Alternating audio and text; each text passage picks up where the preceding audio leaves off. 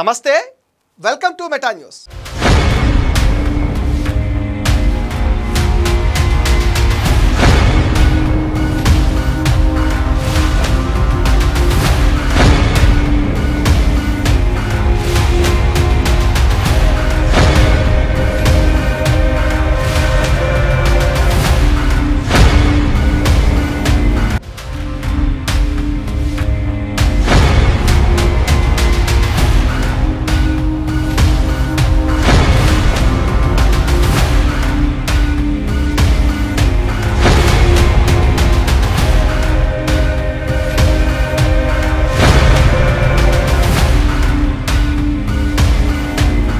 Perni Venkateswararao alias Perni Nani ఈ మాజీ మంత్రి గురించి ప్రత్యేకంగా పరిచయం చేయాల్సిన పని లేదు.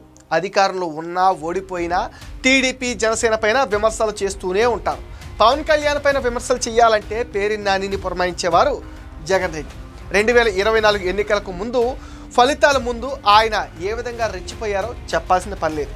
జూలై 8న పామర్లో మాజీ మంత్రి వైసీపీ నేత పేర్ని నాని రప్పారప్ప అంటూ కొట్టిన డైలాగులు ఇంకా ఆయన్ని వెంటాడుతున్నాయి. ఒక కళ్యాణ మండపంలో జరిగిన కార్యక్రమంలో ఆయన రెచ్చిపోయి మాట్లాడారు. రప్పారప్ప అని చెప్పటం కాదు, రాత్రికి రాత్రే చేసేయాలంటూ చేసిన వ్యాఖ్యలు తీవ్ర దుమారాన్ని రేపాయి.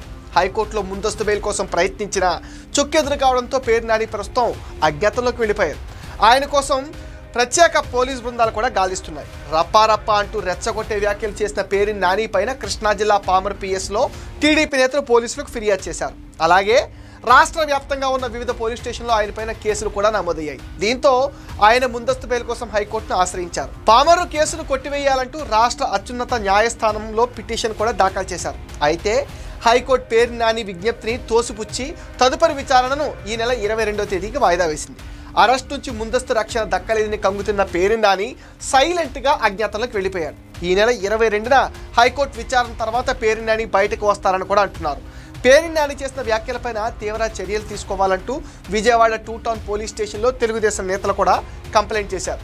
జగన్ ఇచ్చే బిస్కెట్ల కోసం కక్కుత్తిపడి పేర్ని నాని నీచ రాజకీయాలు చేస్తున్నాడని టీడీపీ నేతలు మండిపడుతున్నారు. ఏపీ అభివృద్ధి చెందటం వైసీపీ నేతలకు ఇష్టం లేకపోవడంతోనే విద్వేషాలను రెచ్చగొడుతున్నారని విమర్శలు వస్తున్నాయి. కన్ను కొడితే రాత్రికి రాత్రే రప్పారప్ప చంపేయాలని పేర్ని నాని అంటున్నారని, మీరు రప్పారప్ప చేస్తానంటే చూస్తూ ఊరుకోవడానికి ఇది వైసీపీ ప్రభుత్వం కాదని హెచ్చరించారు.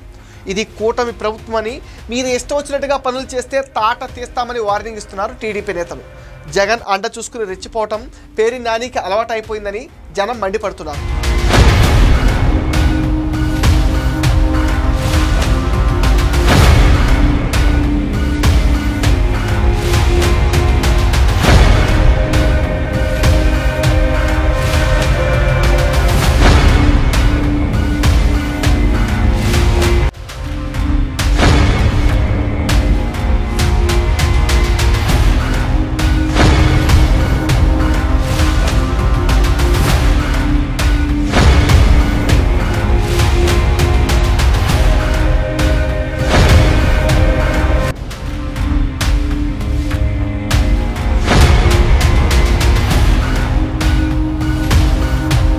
వివాదాస్పద వ్యాఖ్యలు చేయటం, కేసులు బుక్ అయితే కనిపించకుండా మాయం కావటం పేర్ని నాని కొత్తేం కాదు.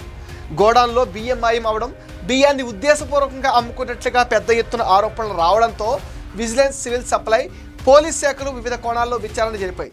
అయితే ఉద్దేశపూర్వకంగానే బియ్యాన్ని పక్కదారి పట్టించినట్లుగా నిర్ధారించారు. గోడాన్ను పేర్ని నాని సతీమణి జయసుధ పేరు మీద ఉన్న నేపథ్యంలో ఆమెను A1గా చేర్చారు.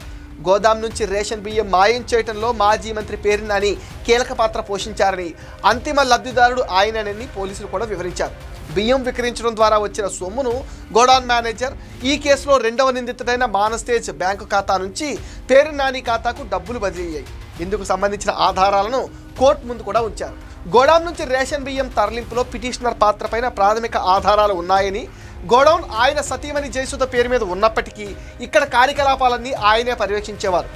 ఇందుకు సంబంధించి మేనేజర్ మానస్తేజ్ వాంగ్మూలం కూడా ఇచ్చాడు. ఈ కేసులో ఉద్యోగి ఖాతా నుంచి యజమాని కుటుంబ సభ్యుల ఖాతాలకు సొమ్ము చేర్చడం పైన పోలీసులు ఫోకస్ పెట్టారు. కేసులో పేర్ని నాని A6గా ఉన్నారు. గత ఏడాది డిసెంబర్లో వారం రోజుల పాటు అజ్ఞాతంలోకి వెళ్ళిపోయారు మాజీ మంత్రి పేర్ని నాని, ఆయన కుటుంబం కూడా. అండ్ పోలీసులు లుకౌట్ నోటీసులు కూడా జారీ చేశారు. ఈ కేసుతో పాటు పేర్ని నాని మరియు ఆయన తనయుడు పేర్ని కిట్టు పైన నకిలీ ఇళ్ల పట్టాల కేసు కూడా ఉంది. 2024 ఎన్నికలకు ముందు మచిలీపట్నంలో 10,000 పట్టాలు ముద్రించి వాటిలో 5,000 పనిచేశారు. అప్పట్లో ఉన్నది వైసీపీ ప్రభుత్వం. కిట్టు తండ్రి నాటి పేరుని నాని మంత్రి కావడంతో కేసు పెట్టలేదు.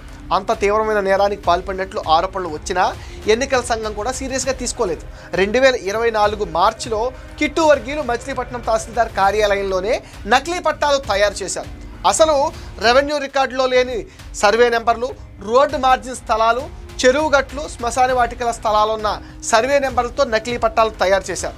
తహసీల్దార్ సంతకాలు కూడా ఫోర్జరీ చేసినట్లుగా ఆరోపణలు వచ్చాయి. నకిలీ పట్టాల వ్యవహారం పైన టీడీపీ నేత కొల్లు రవీందర్ ఫిర్యాదు చేశారు. నకిలీ పట్టాల పంపిణీకి కారకులంటూ అప్పట్లో వీఆర్ను కూడా సస్పెండ్ చేసి చేతులు దులుపుకున్నారు. ఈ వ్యవహారంలో కీలకంగా వ్యవహరించిన అప్పటి తహసీల్దార్, డిప్యూటీ తహసీల్దార్లపై ఎలాంటి చర్యలు లేవు. ఈ కేసులో ఆరోపణలు ఎదుర్కోవడంతో తండ్రి కొడుకులు కనిపించకుండా ఎక్కడికో వెళ్ళిపోయారు. రాష్ట్ర ప్రజలు పేరుని నానిని అవినీతి పరుల్లా చూస్తున్నారని, ఇళ్ల స్థలాల పేరుతో అధిక ధరలకు కొనుగోలు చేయించి కమిషన్లు దండుకున్నారని మంత్రి కొల్లు రవీందర్ ఆరోపించారు. పేరు నాని త్వరలో అరెస్ట్ అయి జైలు పాలు కావడం ఖాయమన్నారు కొల్లు రవీందర్. మచిలీపట్నంలో కొల్లు రవీంద్ర వర్సెస్ పేరు నాని రాజకీయాలు హాట్గా సాగుతున్నాయి. ఇంతకీ పేరు నాని ఎప్పుడు బయటకు వస్తారో చూడాలి. మరి ఇది మెటా న్యూస్ అప్డేట్. ఈ వీడియో పైన మీ విలువైన ఒపీనియన్ని కామెంట్ సెక్షన్లో పోస్ట్ చేయండి. మీరు ఇచ్చే కామెంట్స్తో మరిన్ని ఇంట్రెస్టింగ్ వీడియోస్ మీకు అందిస్తాం.